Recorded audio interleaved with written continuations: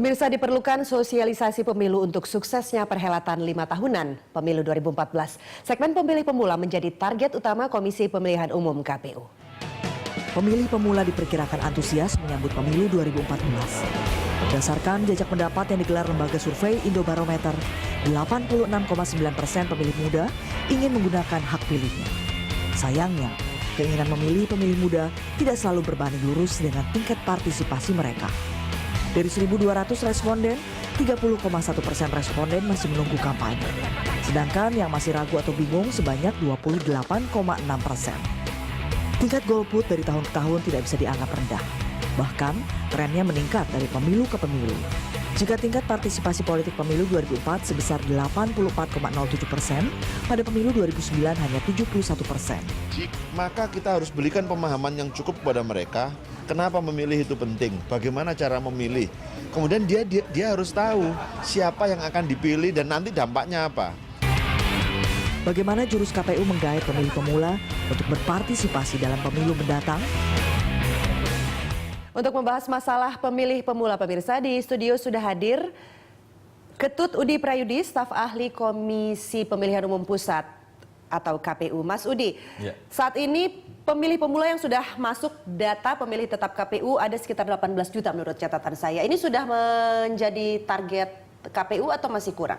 Iya, artinya memang dari 181 juta pemilih, kurang lebih 18,3 juta itu merupakan pemilih pemula. Nah, ini yang memang kita perlu sentuhan lebih dibandingkan pemilih-pemilih yang lain. Karena mereka pemilih yang lain ini sudah pernah katakanlah melakukan proses. Sudah berpengalaman, kalau betul. Ini baru pertama kali. Betul. Nah, pemilih pemula itu kan bukan berarti pemilih muda saja, tapi mereka yang belum pernah memilih. Betul. Nah, dari data KPU 18 juta pemilih pemula ini rentang usia mereka berapa ke berapa? Ya, kalau rentang usia itu yang kita kategorikan pemilih pemula itu 17 sampai 22 tahun.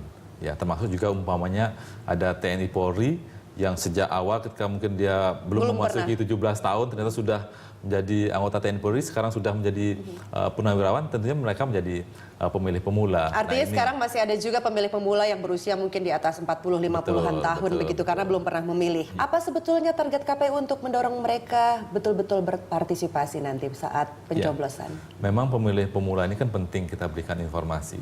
Yang pertama, pemilih pemula ini tahu kapan sih pemilu itu. Kenapa sih harus ada pemilu? Nah, ini kan satu hal yang mungkin perlu kita berikan informasi kepada adik-adik kita yang menjadi pemilih pemula. Sehingga ketika mereka tahu pemilu itu satu hal yang penting bagi proses berbangsa dan bernegara ini, mereka bisa datang ke TPS pada hari pemungutan suara. Termasuk juga ketika di TPS mereka tahu bagaimana caranya memilih gitu. Jangan-jangan nanti mereka bingung di TPS. Saya harus ngapain? Nah, ini yang kita harus juga berikan informasi. Hanya di bilik suara dan tidak tahu harus melakukan apa, padahal mereka harus mencoblos. Ya, Mas Udi, yang menjadi permasalahan kemudian adalah tren golput dari dari pemilu ke pemilu. Kalau di 2014 aja menurut sejumlah lembaga survei diperkirakan golput itu akan mencapai sekitar 40%. Ini masyarakat cenderung apatis karena merasa pemilu kurang berguna karena toh hanya yang dipilih nanti adalah calon-calon koruptor dan orang-orang yang tidak berintegritas begitu. Nah, bagaimana kemudian KPU meyakinkan para pemilih khususnya pemilih pemula ini bahwa memilih adalah hal yang penting dalam kehidupan bernegara? KPU sendiri secara kelembagaan itu dalam rencana pembangunan jangka menengah nasional itu menargetkan partisipasi pemilih itu 75%. Oke, di sisi yang lain pengamat cukup pesimis bahwa trennya menurun. Iya, pemilu 2009 partisipasinya 92%. 92 untuk pemilih pemula? Iya, untuk pemilu legislatif ya.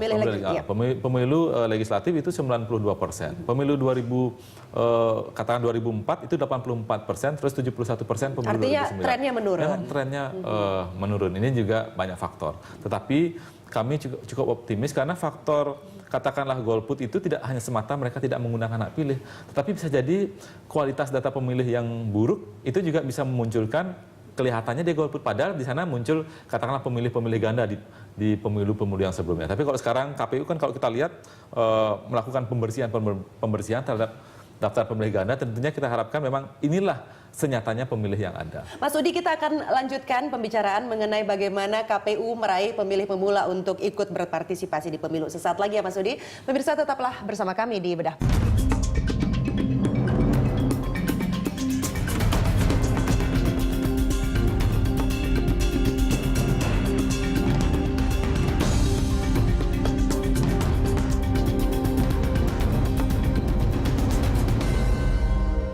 Ya, kita lanjutkan dialog mengenai sosialisasi pemilih pemula bersama staf ahli KPU Udi Prayudi. Mas Udi, generasi muda saat ini kan punya budaya yang cukup berbeda dibandingkan dengan generasi muda terdahulu. Perkembangan teknologi membuat mereka berpengaruh pada gaya hidup mereka begitu. Nah, ini apa keterobosan KPU tentang generasi muda yang sekarang sudah melek teknologi?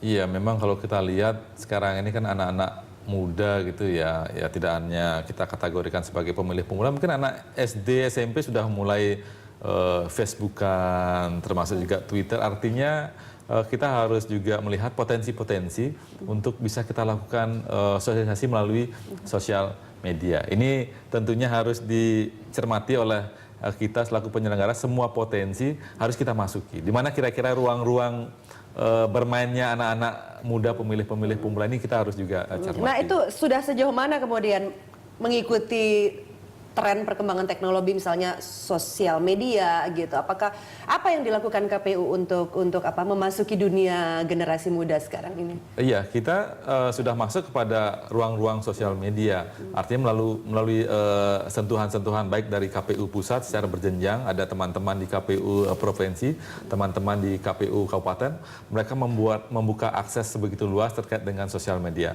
Artinya di sana ajakan untuk jangan golput. Golput itu bukan pilihan, golput itu bentuk lari dari tanggung jawab, golput itu merupakan katakanlah bukan solusi yang terbaik. Nah, ini kan juga semacam mengingatkan bahwa satu suara anak muda itu penting untuk bisa menentukan arah hasil bangsanya. pemilu. Terkait dengan pemilu, bagaimana KPU nantinya mengawasi kampanye khususnya black campaign di sosial media misalnya? Ya, memang yang namanya kampanye hitam, black campaign itu kan sesuatu yang dilarang. Ya, artinya entah di ruang publik, entah di ruang privat, entah secara sosial media, itu sebenarnya memang tidak diperkenankan. Tetapi yang memang tidak diatur itu kan di sosial media ini belum.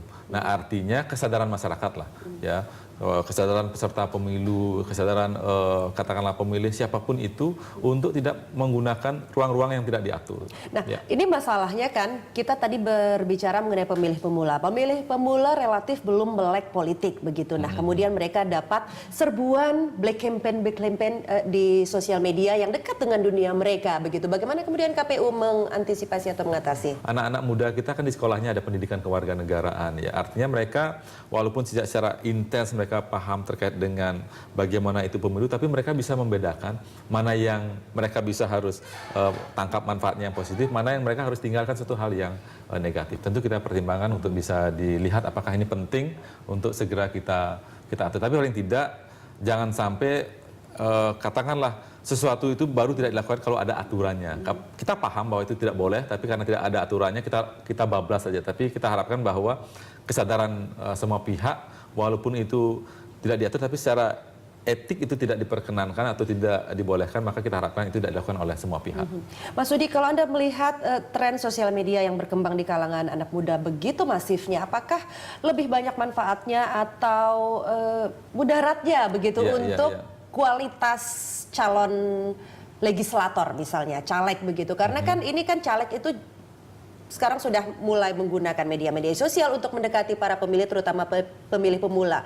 Impact-nya adalah mereka menjadi malas belusukan. Nah, harapan kita kan pengguna sosial media seperti Facebook itu kan Indonesia terbesar kedua di dunia. Artinya suatu hal yang ruang ini katakanlah positif sama negatifnya itu tergantung masyarakat, dan hal ini pemilih pemula yang menjadi target sasaran katakanlah sosial media itu. Harapan kita tentunya ini lebih bermanfaat seharusnya, karena ini bisa memberikan informasi langsung dan menyentuh. Karena setiap anak-anak setiap hari dia selalu pegang dan dia update informasi. Paling tidak akan masuk sesuatu yang sifatnya positif, akan masuk sifatnya negatif, mereka bisa menyaringnya. Tapi tidakkah ini kemudian menjadi kekhawatiran akan memperparah tingkat golput karena para calon pemilih itu tidak mengenal lagi calon legislatif karena tidak masuk ke konstituen atau ke wilayah mereka secara langsung?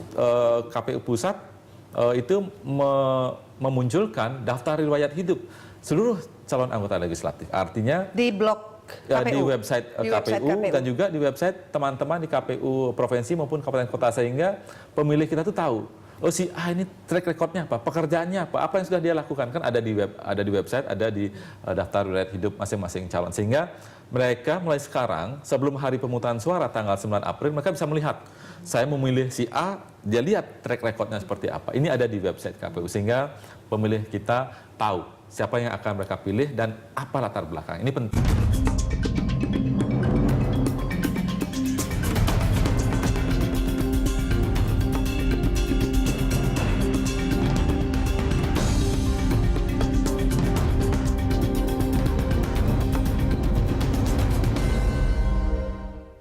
Anda masih di Bedah Politik dan saya masih bersama Udi Prayudi, staf ahli KPU membahas mengenai menggait pemilih pemula. Mas Udi, ini kan jumlah pemilih pemula dan golput ini dari pemilu ke pemilu kelihatannya sulit dikurangi karena trennya terus menurun. Sementara pembelajaran politik dari parpol juga relatif lemah. Nah, di mana kemudian posisi KPU untuk pembelajaran politik bagi pemilih pemula?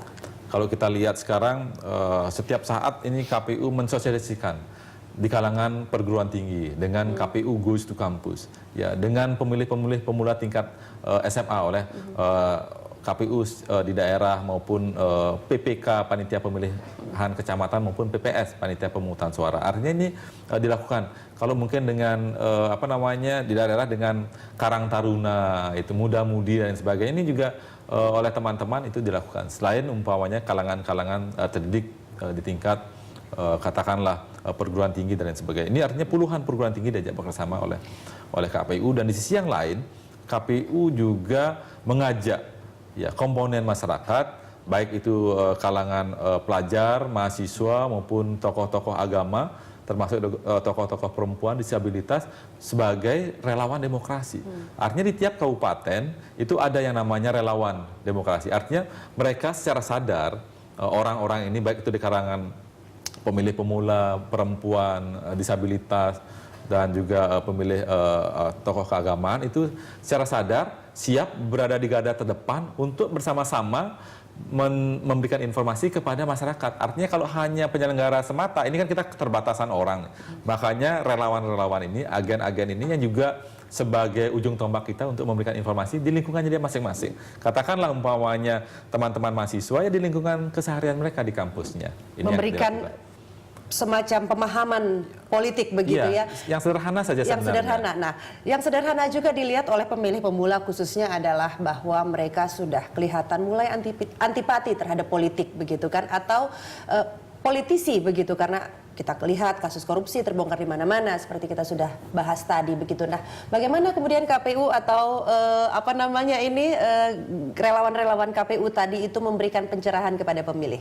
Iya, artinya memang di satu sisi kan tantangan. Proses pemilu ini juga banyak melahirkan katakanlah pemimpin yang korup.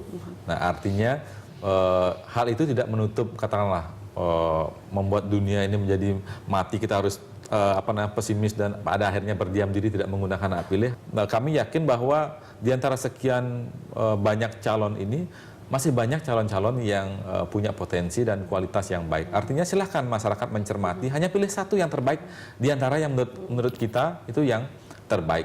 Satu di antara yang terbaik.